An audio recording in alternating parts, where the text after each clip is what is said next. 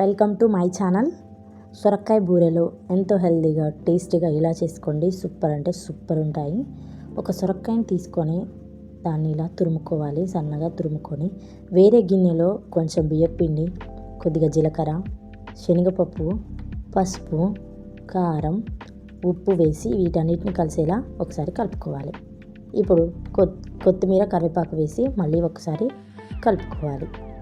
లాస్ట్లో తురిమిన సొరకాయ వేసుకోవాలి.